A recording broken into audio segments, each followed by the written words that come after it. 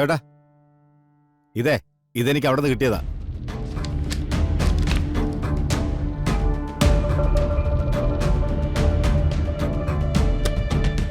ആ, ഇതെന്റെ ഡയറി കുട്ട. ആ, പണ്ട് ബിസിനസ് ഉണ്ടായിരുന്നപ്പോ കാശ് കിട്ടാനുള്ളതും കൊടുക്കാനുള്ളതൊക്കെ എഴുതി വെച്ച ഡയറിയാ. ഞാൻ നോക്കട്ടെ.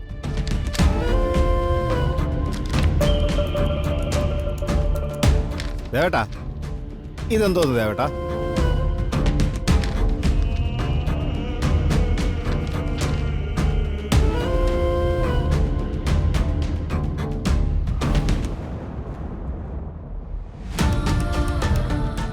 ഇത് ഞാൻ എഴുതിയതല്ല. ഇതെന്താണെന്നും വല്ല ഐഡിയ ഉണ്ടോ? ഇല്ല. തൽക്കാലം ആ പേപ്പർ എൻ്റെ കയ്യിലിരിക്കട്ടെ, ഞാനൊന്ന് തിരക്കി നോക്കട്ടെ. ശരി. പിന്നെ ഇങ്ങനെ ഒരു പേപ്പർ കിട്ടിയ കാര്യം ഇവിടെ ആരടുത്തും പറയണ്ട. അതെന്താ കുട്ട? ഇതെന്താ ഏതാന്നൊന്നും നമുക്കറിയില്ലല്ലോ. പിന്നെ ജയശ്രീ ചേച്ചി അവസാനം അന്വേഷിക്കുന്ന കേസുകളൊക്കെ ഹൈ പ്രൊഫൈൽ കേസുകളാണ്. അതിൻ്റെ പിന്നാലെ ആരൊക്കെ ഉണ്ടെന്ന് നമുക്കറിയില്ലല്ലോ. വെറുതെ അപകടങ്ങൾ ക്ഷണിച്ചു വരുത്തുണ്ടല്ലോ, അതാ ഞാൻ അങ്ങനെ പറഞ്ഞത്. ശരി, ഞാൻ ആരോടൊന്നും പറയുന്നില്ല. അത് മതി. നമുക്ക് നമ്മുടെ സേഫ്റ്റിയാണ് വലുത്, ബാക്കിയൊക്കെ പിന്നെ നോക്കാം.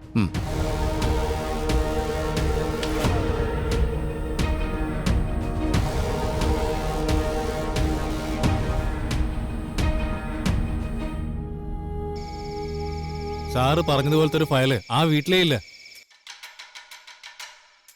ആ ജയശ്രീ എല്ലാ തെളിവുകളടങ്ങിയ ഒരു ഫയല് എവിടെയോ ഒളിപ്പിച്ചു വച്ചിട്ടുണ്ട്.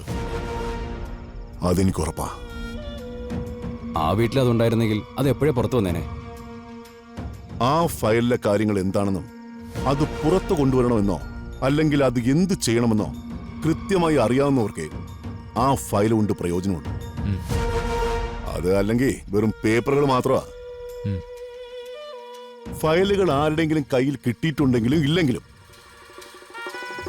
ആരൊക്കെയോ എന്റെ പിന്നാലെ ഉണ്ട്.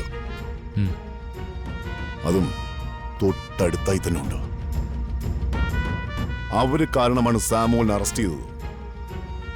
എന്റെ പല പദ്ധതികളും പൊളിഞ്ഞതും അവര് കാരണമാണ്. അവരാരായാലും ഉടനെ തന്നെ ഞാൻ കണ്ടുപിടിക്കും. അന്ന് അവരുടെ അധപതനോ അവസാനമാണ്. ആ, എന്നാ നിങ്ങൾ പൊയ്ക്കോ, ഞാൻ വിളിച്ചോ. ശരി സാർ. ശരി സാർ. അടാ.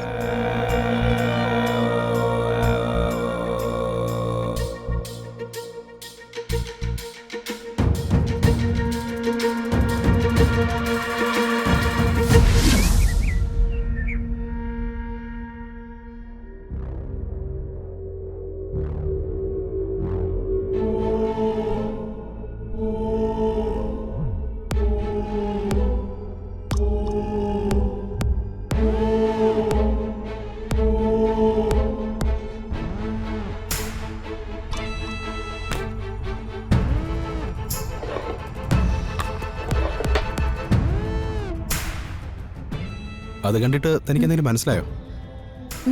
ഇല്ല, ഇതെന്താണെന്ന് ഒരു പിടിയും കിട്ടുന്നില്ല.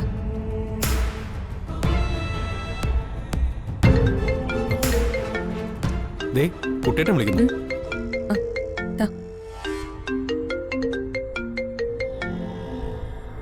ഹലോ, അതെന്താണെന്തെങ്കിലും ഐഡിയ കിട്ടിയോ മോളെ? ഇല്ല കുട്ടേട്ടാ, പക്ഷേ ഇത് അമ്മ എഴുതിയതാണെന്ന് എനിക്ക് ഉറപ്പാ. അപ്പൊ അതിലെന്തോ കാര്യമുണ്ടെന്ന് ഉറപ്പായില്ലേ? ജയശ്രീ ചേച്ചി ഇങ്ങനെ ഒരു കുറിപ്പ് എഴുതി ദേവേട്ടന്റെ ഡയറിക്കുള്ളിൽ വെക്കണമെങ്കിൽ അതിലെന്തെങ്കിലും പ്രധാനപ്പെട്ട ഒരു കാര്യം കാണും. അതെ,